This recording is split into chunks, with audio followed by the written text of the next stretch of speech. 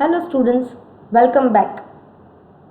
So in your unit 1, that is 1.6, topic is DNA is a universal genetic material. So before we were not knowing which of the biomolecule, that is protein, lipid, nucleic acid, what is actually the genetic material. So for that various experiments were conducted, and through that experiments it was concluded that DNA actually is a genetic material. Exceptions are there. In certain viruses, RNA is ungenetic material, but in most of these species, DNA acts as a genetic material. So today we'll see that experiment which proves DNA as a genetic material. So it became evident that chromosomes were the organs of heredity. So they came to know that actually the organs of heredity was chromosome. There are certain reasons why chromosome is a structure of heredity. First reason is it is a link between two generations. Chromosome is a link between 1 and 2, that is between two generations. It is a link between two generations. It carries linearly arranged genes. So inside chromosome there are genes which are linearly present. That is the second reason. Third, it occurs in specific number. So according to the species, number of chromosomes are specific. So that is also one reason that it is specific in number. And last reason is any variation in its number or morphology affects the phenotype of species. If the variation in number of chromosome occurs, that is if 23 pairs of chromosome is present in any species and that number varies, or if there is any morphological variation in chromosome, then it directly affects phenotype of that species. So these are the four actually evident which proves that chromosome is the organ of heredity. Now attempts were made to identify the physical and chemical nature of chromosome. So that are the evident, but actually they wanted experimental proof that actually chromosome is a structure of heredity or not. So they attempted, scientists started trying to know the chemical nature of chromosome. It revealed that chromosome contains protein and nucleic acid. So finally, by attempting the identification, that is physical and chemical nature of chromosome, they came to know, they revealed that chromosome is made up of protein and nucleic acid. So either protein or nucleic acid might be the genetic material which passes from one generation to another. So earlier, informational role, that was hypothesis, informational role of genes was assigned to protein. So earlier they made an hypothesis that actually the genetic material was protein. Around 1953, it was universally accepted that DNA is the genetic material of most of the organism, exceptions is RNA viruses. So that was just an hypothesis. In hypothesis, they concluded that protein might be a genetic material because nucleic acid is so smaller and simpler structure that it cannot be a genetic material. But experimentally, it was proved in 1953 that DNA actually is a genetic material. So we will study that experiments. So there are evidences of DNA as a genetic material. Out of that, first experiment is bacterial transformation. This experiment was given by Frederick Griffith in 1928. You all might have studied in your school this experiment. So in their experiment, they took a test strain. They took one organism, that is Diplococcus pneumoniae. Diplococcus pneumoniae produces two types of colony when grown on an agar. What they observed? This organism, when grown on an agar, they produce two types of colony. One colony was rough and dull, and another colony was smooth and glistening. Rough and dull colony was of avirulent, that is non-pathogenic strain, while smooth colonies were of pathogenic, that is virulent strain. Now, rough and dull colonies lack capsules, while smooth colonies contain outer capsule layer. Presence and absence of capsule is a genetically determined trait. Now, rough colonies, it was known that rough colonies do not have capsule, while smooth colonies have capsule surrounding it. Now, this presence and absence of capsule was genetically determined trait. That is, the presence of certain genes allows capsule formation, and absence of that genes do not allow capsule formation. Though that is genetically determined trait. It was observed that smooth form sometimes mutate to rough forms, and that mutation, that transformation is irreversible. What was known, what was observed, that smooth colonies, that is capsule containing organism, can be mutated, that is mutation might have occurred in that gene which produces capsule, and that smooth can be mutated and can be converted into rough form, and vice versa was not occurring. That is, this is irreversible change, that is rough. Once capsule is not present, it cannot be converted into smooth form. Now, in experiment, what was done? Mice was taken, and mice was first injected with R2 strain. We have discussed that rough strain is avirulent, that is non-pathogenic. Non-pathogenic means it do not cause pneumonia.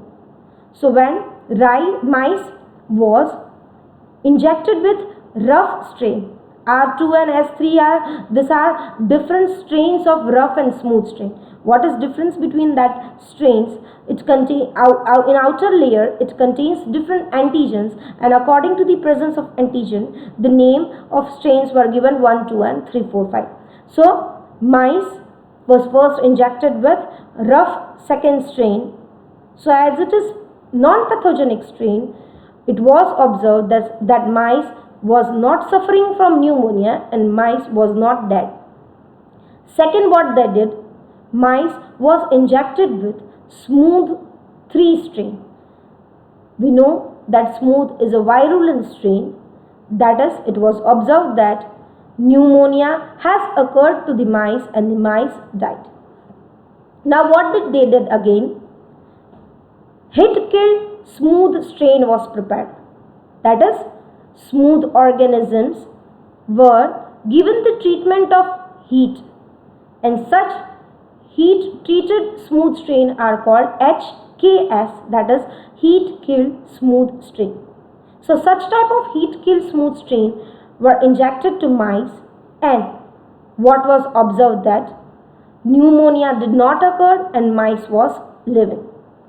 That is, it is but natural that this smooth strain which causes pneumonia did not cause pneumonia, as heat treatment was given and smooth strain was died, and that is the reason pneumonia did not occur. Now, next what they did? Mice were injected with mixture of leaving R2 strain and hit kill S strain. That is, we are knowing hit kill smooth strains, if they are only injected with hit kill smooth strain, then mice was not affected and mice was living. R2 strain, when mice was injected with R2 strain, again mice was living, they were not affected with pneumonia. So in both cases mice was not affected with pneumonia. So but naturally, when these two mixtures, R2 strain mixture and hit kill strain mixture were mixed, naturally they were assuming that mice should not be affected with pneumonia and mice should be live. But surprisingly, the result was unexpected. By injecting this mixture to mice was affected with pneumonia and mice died. So at that time it was actually unexpected result. So this is the same which I explained earlier. Smooth colonies, when these are the S strain, when injected to the mice died. Rough colony, when injected to mice survived. This is hit kill strain, when injected to mice survived. But when the mixture, that is R strain and hit kill strain, when injected to mice died. Now they started research on it. They post-mortemed mice. After post-morteming mice, they took blood of dead mice, and what they see was mice contain both R as well as S3 pneumococcus organism. So it is surprising because we added live R2 strain and heat killed S3 strain, but in the blood of mice both organisms were present. So Griffith concluded that the presence of heat killed smooth organisms must have caused a transformation of living R2 bacteria so as to restore the capacity for capsule formation they had earlier lost due to mutation. So what Griffith concluded that R2 strain, which earlier was a smooth strain, but due to mutation the ability of that organism for capsule formation was loose. So R2 strain again is converted into smooth strain by transformation. Transformation of what they were not knowing, but something from heat kill smooth strain is transferred to rough strain. That rough strain has again become a virulent smooth strain. So this effect was given name as Griffith effect or bacterial transformation. So Griffith did not concluded what was actually the transforming principle. They just concluded that something is transferred from one organism to another, that the organism again is converted into rough to smooth form. So second experiment, which is called identification of transforming principle, that is the experiment of Griffith, was taken further. Griffith did not concluded what is actually the transforming principle. So Avery, MacLeod and McCarthy in their experiment finally concluded what actually is a transforming principle. Griffith could not understand the cause of bacterial transformation. MacLeod, Avery and McCarthy in 1944 performed this experiment. What did they did? Partially purified the transforming principle from the cell extract, that is cell-free extract of S3 bacteria. What did they did? They purified extract of smooth bacteria. Smooth bacteria cell-free extract was prepared and they purified that extract and demonstrated that it was actually a DNA which is transforming principle. What did they perform? They isolated DNA and prepared samples of DNA from S3 bacteria. So from smooth bacteria they isolated DNA, and that isolated DNA of smooth bacteria were added to live R strain. That is, it was added to the rough organism which is avirulent and which do not produce capsule. Then that organism were placed on agar surface and allowed to grow to form colonies. So after that, what was observed that some of the colonies that grew were S3 type and R2 or R strain was also present. So surprisingly, after adding DNA to R strain and then placing that organism on agar, it was found that smooth colonies were also present on the plate. Then they dispersed newly formed smooth colonies and placed them on a second agar surface. The resulting colonies were again S type. The R colonies retain the R character, whereas transformed S colonies remain S3. So this proves that this change is a permanent genetic change. So the smooth colony which was observed was taken up and again plated on another agar surface. And on that plate also that smooth colony remains smooth and R, that is rough colonies, remain rough. So this proves that this change, that is conversion of rough into smooth by DNA. DNA is transferred to R strain, some of the R strain, and that transferred R strain is converted into smooth, and this conversion is a permanent genetic change. Again, what did they did? The ability of purified polysaccharide to transform was also tested, as smooth and rough strain differ by polysaccharide code. Again, the next what they performed was The difference between smooth and rough organism is the presence and absence of capsule, that is a polysaccharide coat. So they purified this capsule. They purified this capsule from smooth and transferred this polysaccharide to rough organism, and they wanted to check whether due to transformation of this polysaccharide rough is converted into smooth or not, but transformation was not observed. So again, due to first experiment, that is when adding DNA, transformation occurred. By adding polysaccharide, transformation did not occur. Again, what did they perform? In the mixture of smooth bacterial strain, they took many experimental tubes. In different tubes, in all the different tubes, they added mixture of smooth organism. In that smooth organism, in one of the tube, they added DNase enzyme, that is the enzyme which degrades DNA. In another tube, they added RNase enzyme which degrades RNA, lipase, that is enzyme which degrades lipid, protease, that is enzyme which degrades protein. So by adding such enzymes, for example in first case DNase, DNA will be degraded and DNA will not be present. In this case RNA will be degraded and RNA will not be present. In this case lipid will be degraded, and in this case protein will be degraded, and then transferred, and then they mixed this smooth strain which are treated with enzyme to rough strain, and this mixture was transferred to mice. What they observe is, as in this case DNA enzyme is added, DNA is degraded and DNA is not present. As DNA was not present, transformation did not occur and mice was alive because rough strain remained rough, did not converted into smooth.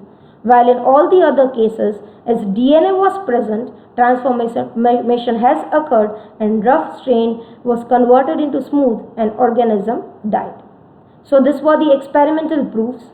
Along with the experimental proof, chemical analysis and physical analysis also showed that it contains a substance which have properties of DNA. So this was the experiment given by Avery, MacLeod and McCarthy, which proved that actually the transforming principle is DNA. Third experimental evidence is blender experiment, or it is also called a bacteriophage infection. Why it is called blender experiment? Because a blender was used for mixing, that is why it is called blender experiment. So this experiment is a confirmation for genetic nature of DNA. Again, it is same, what is actually a genetic material. So this experiment confirmed that genetic material is DNA. In this case, E. coli phage T2 was used. So bacteriophage T2 was used in this experiment. This was performed by Alfred Hershey and Martha Chase in 1952. So it is also called Hershey and Chase experiment. What did they perform? They came to know that DNA contains phosphate, while in case of virus there is no phosphate moiety. So DNA is the only phosphate containing substrate in phage particle. We all know that virus is made up of nucleic acid, that is DNA, which is present inside the coat, and towards outer coat is made up of protein.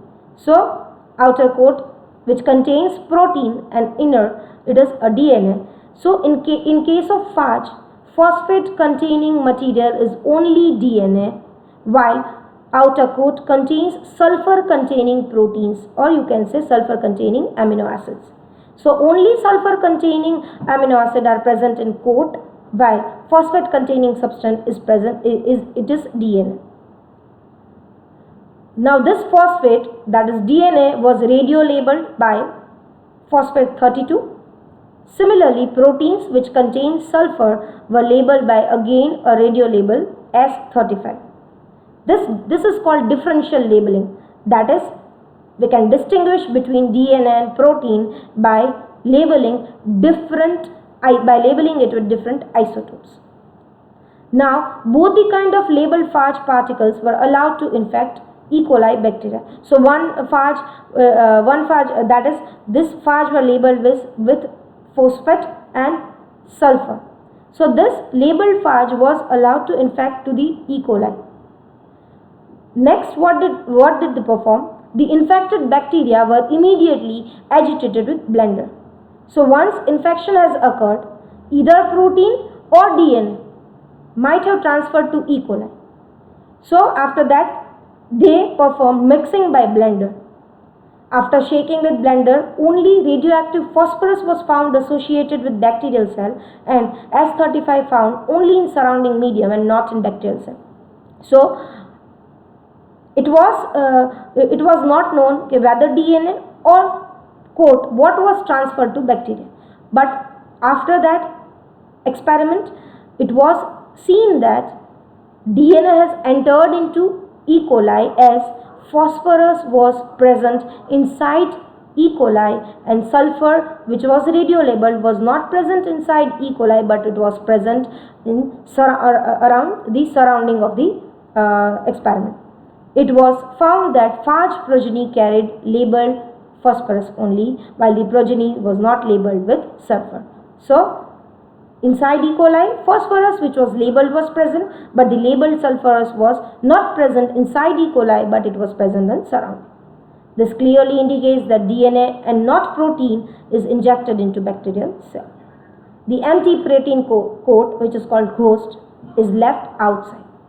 Thus, Hershey and Chase experiment proved that DNA entering the host cell carries all the genetic material or information of phage particles, hence it is the sole genetic material of DNA. So finally, Hershey and Chase also proved by this experiment that actually DNA from phage enters into E. coli and not protein enters, and the genetic information for the synthesis of phage is present inside DNA and not on protein.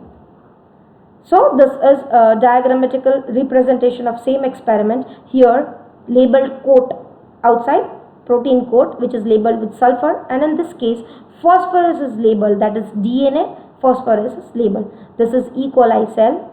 It is injected with phage. In this case you can see the DNA has entered but it is not labeled DNA. In this case DNA has same entered but the DNA is labeled over here. DNA virus particles, they duplicate by utilizing the genetic information present in DNA. Same is over here also. Phage particle, again it is formed and they are released. So released phage here, it do not contain labeled phosphorus, but in this case they contain labeled phosphorus. Finally, the last experimental evidence is bacterial conjugation. So conjugation experiment was given by Lederberg and Tatum in 1946. By this experiment, they proved that DNA material is transferred from one cell to another cell, and due to this transfer of DNA, transformation of organism occurs. So in conjugation, it is seen that there are two types of cell. One is F plus cell and another is F minus cell. F plus cell is called male cell and F minus cell is called female cell. Now what does F stands for? F is a fertility factor. That is, if F plasmid, that is fertility plasmid, is present in cell, then it is called F plus male cell. But if fertility plasmid is not present in a cell, it is called F minus female cell. By experiment, it was proved that a unidirectional, that is only in a single direction, from plus cell which have plasmid, that F plasmid from plus cell is transferred to female negative cell, and this transfer is a unidirectional transfer. So unidirectional transfer of F male cell to F female cell took place, and after the transformation, the F minus, that is female cell, is also converted into male strand, because at the end that strain also contains F plasmid. So the F factor was found to be a fragment of DNA molecule which occurred in cytoplasm of bacterial cell. So at the end they found out that the F factor was nothing but it was a fragment of DNA which was transferred from male cell to female cell, and at the end the female cell was converted into male cell. So this is a diagram. In this case, this is a male cell. Actually this is a genetic material, that is DNA genetic material, which is present in both these cells. See, you can see over here, this is a female cell, this is a male cell. In that, in both these cells, genetic material is present. But in male cell, F plasmid is present, while in female cell, F plasmid is not present. A tube, or you can say pilus or bridge, is formed between both the cells. Here you can see this is a pilus or a bridge. Bridge is formed between both the cells, and DNA or fDNA is transferred from male cell to female cell, and at the end both the cell become female. So this was the bacterial conjugation experiment, which was given by Lederberg and Tatum, and it also finally proved that something is transferred, and that material which was transferred was DNA, which converts female strand to male strand.